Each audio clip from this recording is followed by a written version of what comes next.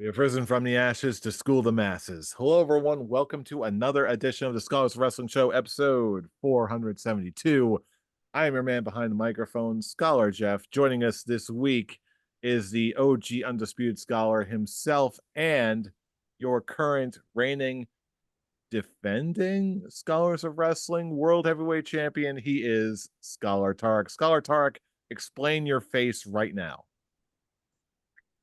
Well, I to explain my face, all I can really say is that when my mom and my dad loved each other very much, they decided to have some fun with that. Okay, so seriously, when it comes to You don't need to go back that this far, please. expression, when it comes to this expression, your Scholars of Wrestling heavyweight champion of the world, your OG undisputed scholar, Scholar Tarek, has been secretly plotting because, as you were questioning in my introduction, there doesn't seem to be an a Scholars of Wrestling Heavyweight Championship for SummerSlam. And I'm going to change that right now because I'm going to announce who I am facing for the Scholars of Wrestling Heavyweight Championship. And it's everyone in this room. Scholar Jeff, Pete, I am now giving you both the opportunity, triple threat for SummerSlam, Scholars of Wrestling Heavyweight Championship. Now you must be wondering, why you guys? Not just because you guys showed up on this episode of Scholars of Wrestling, but I'm looking back at the scores for Money in the Bank and excluding the winner, the Mr. Scholar in the Bank himself, Scholar Brian, who I both agreed, we both agreed that it would be best for this episode that he just would take the night off, but still make his presence known as the Mr. Scholar in the Bank holder and could possibly, cash in on my expense for my negligence of possibly losing this belt between the two of you. But that being said, you two were the runner-up of the Scholar in the Bank. I guess it would say ladder. I don't know. We don't really climb anything on the Scholars of We're the Wrestling. runners up. We're the You next were the men on runner-up Totem for the Pole. briefcase. Unfortunately, Jeremy was not one of the added additions to that lineup, but you two were the runner-up. Charlie is not in this championship match because I gave him that championship match at Money in the Bank. So he lost his opportunity. Now it's back to you guys. Oh, how does it feel now knowing that at SummerSlam, the predictions, it will be triple threat. Your Scholars of Wrestling heavyweight champion. Yours truly will be defending against Scholar Jeff and Scholar to be, at least if he wins the belt this weekend, Pete Anderson. How do you guys feel about that announcement? Delighted. And with that, yeah, pitching it over to our special guest this week. You know him, you love him. He's got a wonderful selection of hats. We got Pete joining us, our friend Pete joining us in this episode. And with that introduction out of the way, me reactions to a brand new impromptu title shot.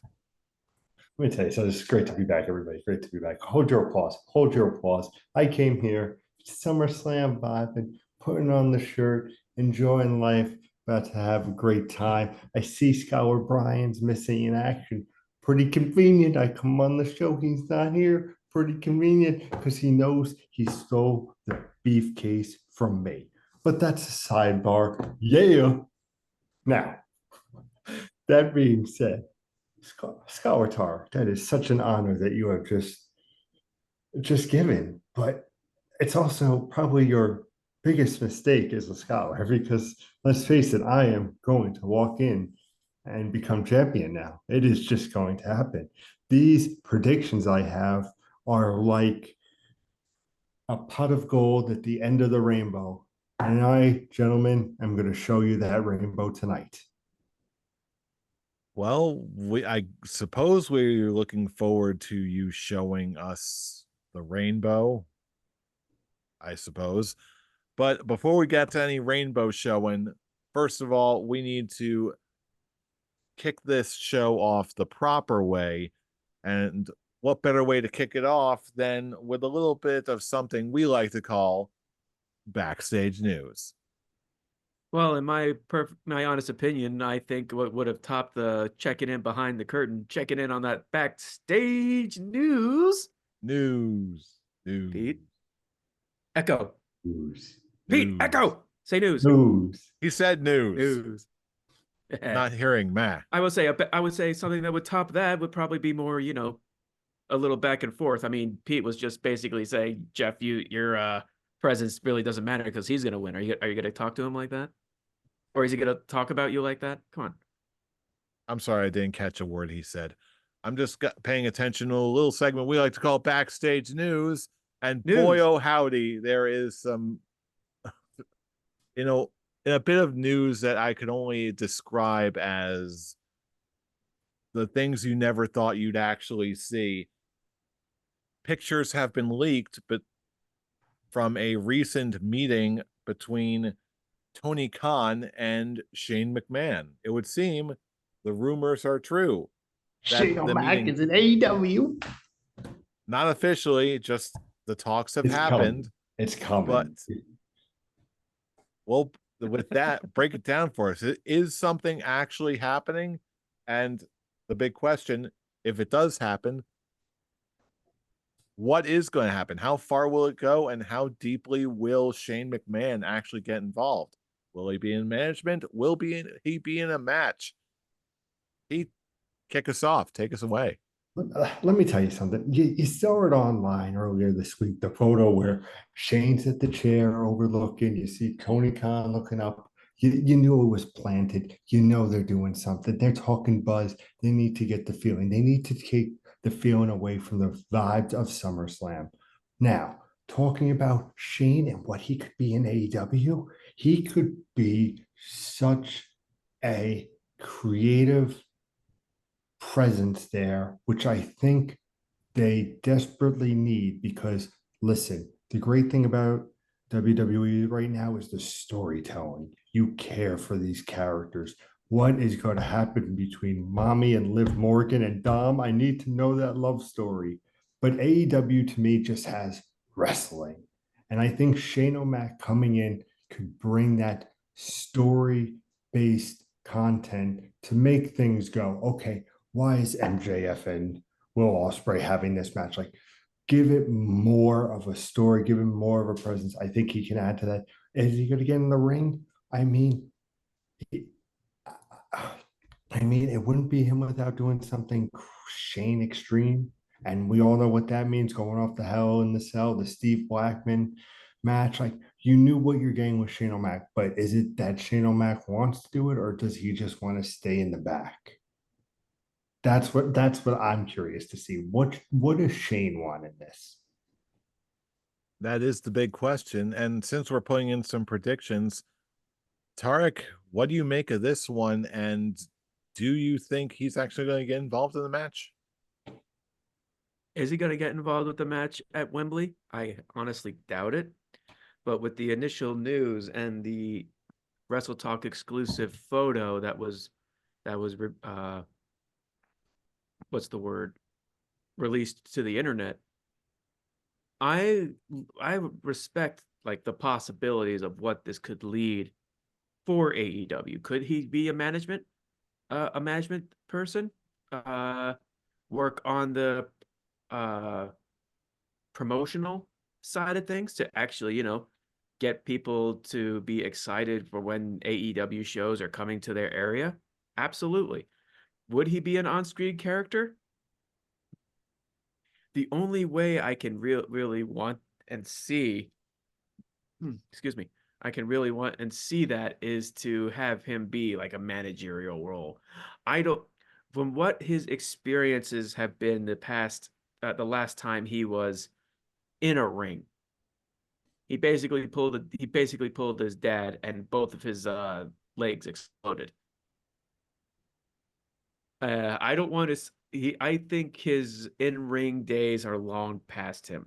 The only way I would want to see him as an on-screen character is to be something similar to what a Don Callis is, as a having a stable and being basically the vocal point. Hell, have him be uh the equivalent of the higher power for the EVP, for the Team Elite. Something to that extent. Uh, I would love to see what he's capable. I mean, having him take the name McMahon and basically distance himself away from WWE would be such an interesting idea that I would want to see that timeline go. And I hope to get that sooner rather than later. It brings you back when all those years ago, Shane McMahon had a chance to buy UFC. And he didn't. And now look, I know UFC is a fighting, but like just the scope that UFC became. Like, if I think Shane, as Scholar Tarek said, like if he's even like in that backstage and brings a good look on the McMahon name, yeah, it's WWE, but look at what Shane did. It's always Vince's shadow with Shane. What is Shane going to do in AEW? And I think that's what's going to drive those creative juices. Yeah, as much as I think that predominantly in terms of like a managerial or creative role, I'm not totally convinced that that's the place for him. However, I do think that there's a lot of on-screen value that someone like Shane McMahon brings to something like this. I think I can see him more in as more of a managerial role in a very similar way that think of what say Adam Pierce. He's a wrestler. He's got a very good wrestling pedigree, but they use him as that manager role, and he's very good at it. Same thing with Nick Aldis, former NWA champion, great Both pedigree of them in are. TNA and Impact.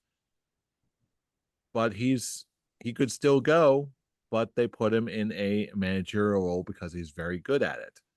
I can see them doing something very similar for Shane McMahon because it's a promotional lightning in a bottle in terms of wrestling history. That being said, I cannot completely write off the idea that Shane McMahon could have a match or two. I can see this could being the kind of thing where Tony Khan would be like, okay, can anyone imagine that we actually got Shane McMahon to do something like this? Wow, what is life? But maybe I'm going to say no more than one or two matches.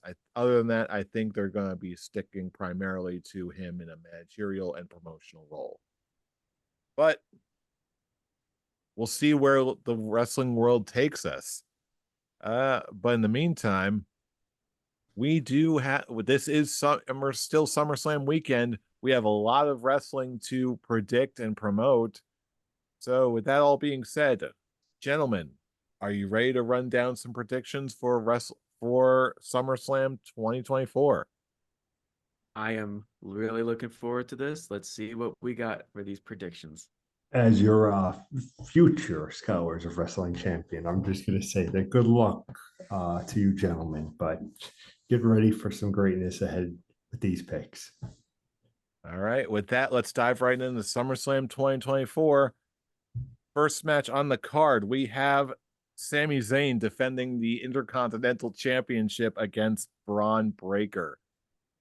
Tarek, as the defending champion, you have the right to pick first or to defer the next person in line. Which way you going? I think I deferred last time, so I think I'm going to take this one, especially since it's the Intercontinental Championship opening these predictions. I'm going to go with Braun Breaker. I think they were now that we had that one match at Money in the Bank, Sammy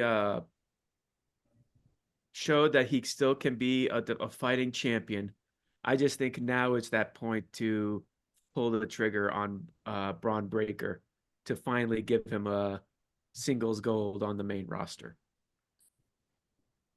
Honestly, I thought there was gonna be Sammys all across the board. Oh I'm a little no. surprised. I was actually also going to go with Braun Breaker. They obviously have a plan in mind for Braun. Sammy, again, the perennial super face that he is always excellent when he's chasing, not so much defending. Classic position for a classic babyface to be in. But long story short, yeah, I'm also going to go with Braun to win.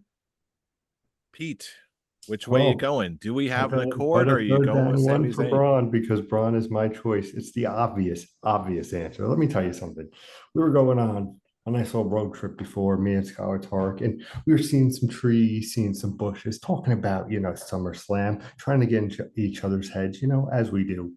And then we're going through the matches, and I get to Sami Zayn versus Braun. And I go, well, this is the easiest one on the card because let me tell you something. This card that we're going to get into could be going to a lot of different players. A lot of different people can win. A lot of titles can change. But I think that the guarantee that we can all agree is this is Bronze Night. And why is this Bronze Night? Because you had it with Money in the Bank with Sami Zayn. I'm a fighting champion, like you boys said. He is that chaser. It's time. You're at SummerSlam. You're showing off the moves, WWE. Show it off with your future. And that future is your new Intercontinental Champion. Very good. With that, we are moving on to the next match on our card. We've got CM Punk versus Drew McIntyre finally locking up at last, with Seth freaking Rollins being the guest referee. I'll tell you what, this one is very interesting. For this one, I think we're going to see Drew McIntyre ultimately win the match due to interference from Seth Rollins. And then there's going to be a mini feud between Punk and Seth Rollins over the next couple months, maybe leading up to Survivor Series. And then later on, they'll reignite that Drew McIntyre feud because these two have been just going at each other super hard. And honestly, I don't want it to end just yet. I want to see a match. I want to see an extension of this feud if it's all reasonable to do so. But with the inclusion of Seth Rollins here, this seems too much like a Chekhov's gun kind of situation. So for this particular round, until there's going to be a rematch down the road, but until then, I'm going to go with Drew McIntyre to win. Pete, you're next in line. Who do you got between CM Punk or Drew McIntyre? I mean, this is when you look at it on paper, it's Punk's first singles match in over a decade. But is this the Punk of yesteryear where he puts his ego at the front door? Or does he do what I think is right for business and give Drew McIntyre the win? Now, I'm not saying it's going to be a clean win because we all know that Seth Rollins is going to play a part in that. And I think that part is going to be with CM Punk.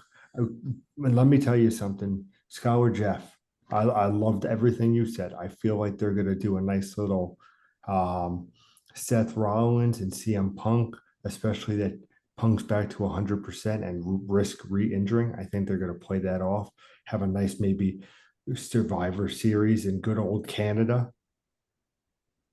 But at the end of the day, I think that Seth is going to screw Punk and Drew will win, and rightfully so. I mean, he's been screwed at Clash of Champions. He's been screwed with Money in the Bank.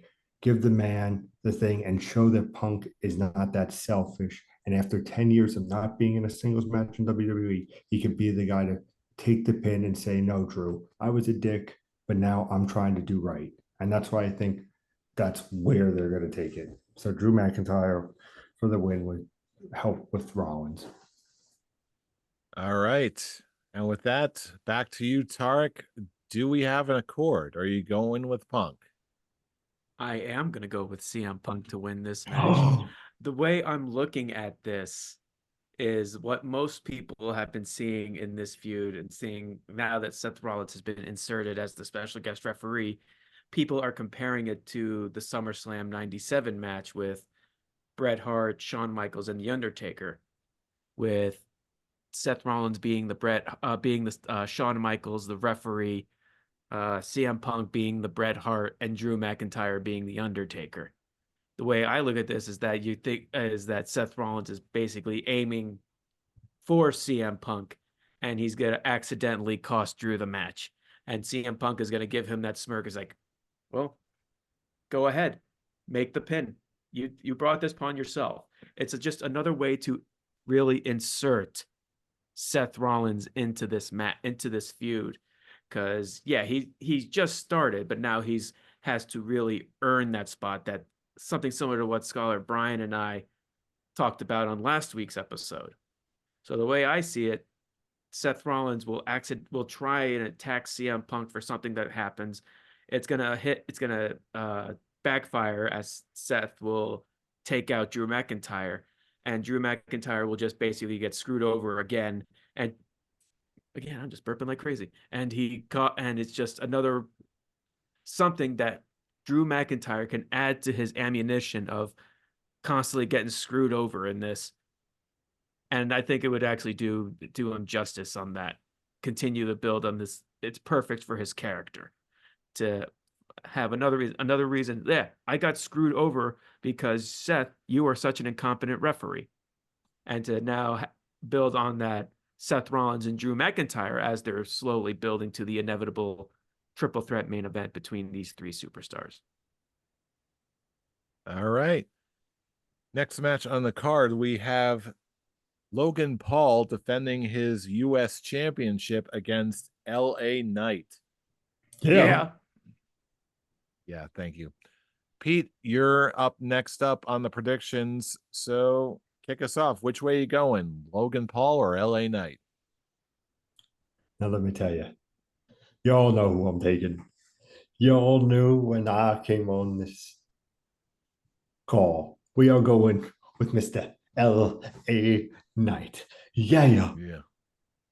Listen, Yeah. it's his time. It's his time. Listen, Logan Paul's defended the belt, what, 3 times, and he's the longest reigning U.S. champion. Come on. I like what he's doing for the belt and like the publicity that he gave it. But let's be honest, WWE is on the up climb. We don't need a Logan Paul to be our champion. We need somebody who has just been that guy for the last year and a half and deserves credit for all he's been doing, all the crowds he's been bringing in, all the merch he's been selling. Give the man the U.S. title. Give it to him at SummerSlam. This is going to be a dream come true. This is the yellow on our rainbow, boys. We went through red with the first match and orange with the second. We're now on yellow. I think this is a clear-cut sunny day for LA Knight.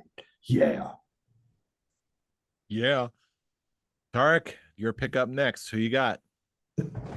This match should have happened at WrestleMania, and it's going to be the same result that I wanted to happen with LA Knight taking the United States Championship off of Logan Paul. One of the something we talked about last week is that there's nothing for the mid card division on SmackDown to really have that drive to achieve, and with Logan Paul basically pulling a Roman Reigns and is just never there. Now is that point to have the US Championship on someone who is there on a consistent basis, and finally give these mid carders on SmackDown something to really fight for. Logan Paul did great publicity being United States champion, but I think now that time is gone, and it would be a mistake to not give it to LA Knight. Well said, Scholar Tarek. Well said. Sorry, I'm taking the belt from you. Frankly, yeah, this is probably in my mind one of the easiest ones to predict. I'm gonna say it. This is the easiest one to predict by far. LA Knight has been due for quite a while, and Logan Paul, the novelty is starting to wear just a little bit thin here. For all those reasons and more, it's in my mind, it's obvious. We're gonna go with LA Knight. Yeah. Yeah. With that, we're gonna move on to our next match on the card for the Women's World Championship. We've got Liv Morgan defending the belt against a returning Rhea Ripley. Oh, Tarek, God. It's your pick up first. Which way you going?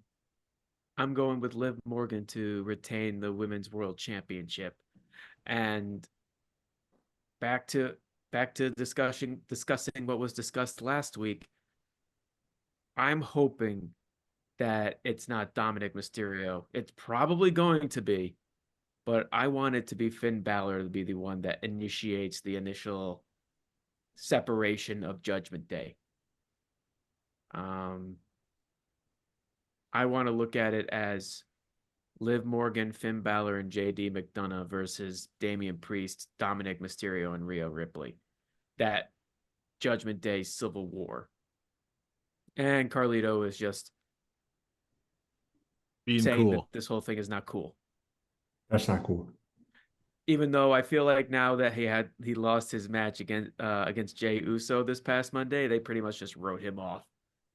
It's like with the inevitable breakup of Judgment Day. It's like, okay, Rhea was basically telling me, this is your last chance, Carlito. You take care of this or don't bother coming back, pretty much.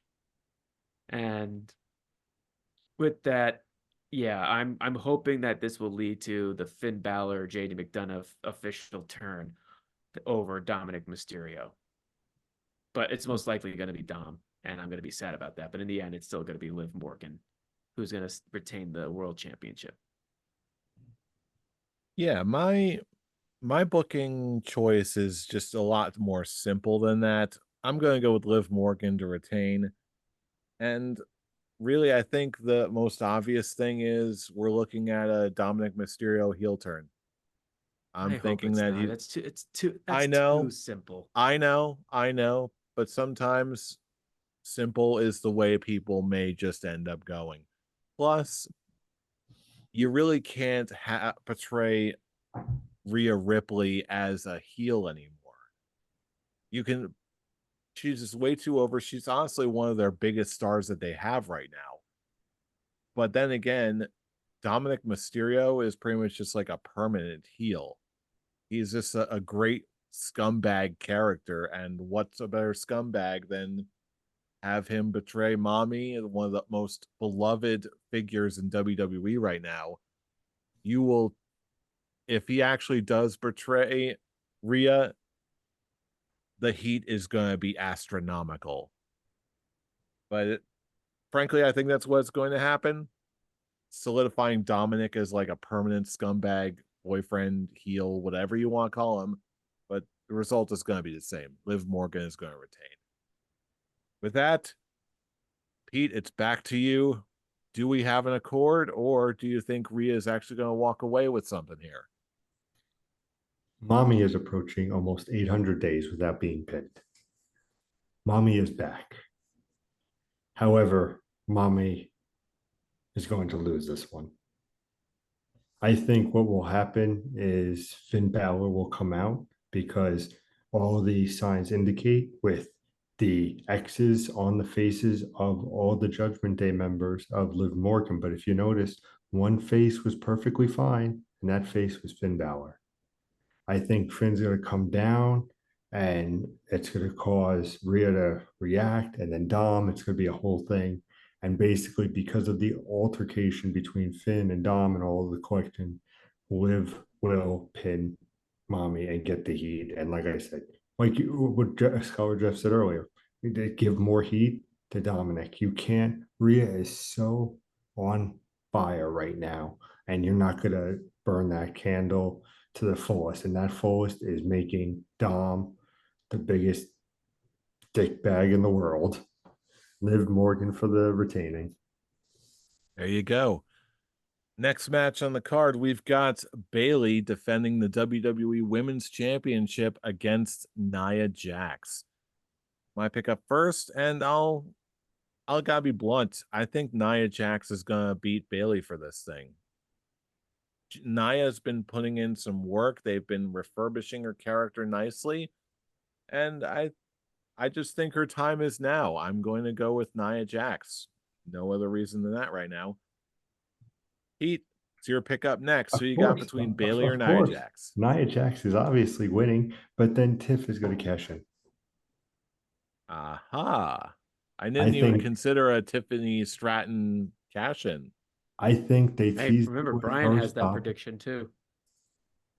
Um, Brian threw down that prediction card at Money in the Bank. Remember, he announced it ahead of time. but I did not remember that. it's so true. I mean, I think Bailey is great, but I think again, Bailey is one of those chasers slash like wherever story she's gonna fit in. As champion, she's done great since Mania. Give Nia the nice rub, but then give Tiff where everybody's gonna erupt. And then that's gonna be a whole big scene. And I just think it's gonna just re-energize that that's going to re-energize to make it where we're just as good as Mommy and Liv's storyline. We're just as compelling over here on SmackDown. Brilliant. But Tarek, before we get to you and your prediction for Bailey versus Nia Jax, just to clarify the ruling here for Brian, he called Tiffany Stratton to cash in on Bailey or Nia Jax. How is that? What's the ruling there? Basically, he just says there's going to be a cash in at SummerSlam. That's it. All right. Is he invoking? Is he predicting a cash in for an extra point? Is what I'm wondering. He did it at Money in the Bank. He made that. I even really emphasized like, oh, that's his official prediction. He's doing it at SummerSlam. Okay. He did a very rare occasion and just announced it ahead of time. Okay. All right. So I'll make sure I make a mark of that. So if it happens, it's an extra bonus point for Brian. But in the meantime, Bailey versus Nia Jax. Which way are you going? I feel like it's just so obvious that Nia Jax is like the lead on favorite. I feel like they're gonna pull a Sami Zayn Money in the Bank on this one. I'm gonna choose Bailey to retain. I Hmm. just I just feel like there's just so much more that they can have with Bailey being that champion that just keeps finding a way to outsmart her opponents. And I see Tiffany Stratton hinting at the possibility of a cash in, and that's where Nia Jax is going to be. I know, like, what are you doing? Why are you doing this now? This is my match. It's going to be an equivalent to what they did last year's Money in the Bank with Judgment Day, when you had Finn Balor going for the title and his partner Damian Priest is the Money in the Bank holder. I see them going in a similar direction with that. That Tiffany Stratton's going to hint at the cash in. It's going to distract Nia and be like, "This is my match. Why are you doing this?" And it's going to lead to Bailey sneaking a victory. Interesting indeed. With that, we're going to our penultimate match on our card tonight. We've got Damian Priest defending his World Heavyweight Championship against the Ring General Gunta. Pete. Let me rephrase that. The Ring King, because he's King of the Ring, as of Scholar Tarek, I would feel like you would appreciate that. Let's be honest. Let's I give do. it to Gunther. Why wouldn't you give it to Gunther? It's the ultimate smart decision if you are WWE. Cody Rhodes is the baby face over there. Let's make Gunther just the most despicable human being in the world. Let's make everybody hate him. Let's make him the world champion that everybody wants to see cut down. But you can't, because he's the king of the ring. He's also the longest reigning intercontinental champion. He is King Gunther. And he's coming for that world heavyweight championship. Tarek, I would say it's your turn, but does anything even need to be said from you at this point in time? Oh, absolutely not. All hail the Ring King. Uh, yeah, I will give this feud real credit. They definitely pushed hard. This feud has been trying to push Damian Priest as a top baby face. And I think they did a very good job. I wish they could have they could have done a more like I'm not a big fan of the whole like Gunther being privileged and like being handed his to where he is. It's just like, oh, they called out to him because he went through the same things as Damian Priest. He was just not he was basically building his like really building where he is. He's earned it. He hasn't been privileged. He's been getting these rewards because he's showing how much hard work he's been put into where he is. So yeah, I just feel like it's just a whole privileged spoiled child versus the typical man on the streets with Damian Priest. But they made him sympathetic. But in the long run, it's just not gonna matter because it's Gunther's time. He's winning that championship. It would be total injustice if Gunther loses this match. Again, this is Damian Priest is for the World Heavyweight Championship what Ricochet was for Gunther's Intercontinental Championships reign.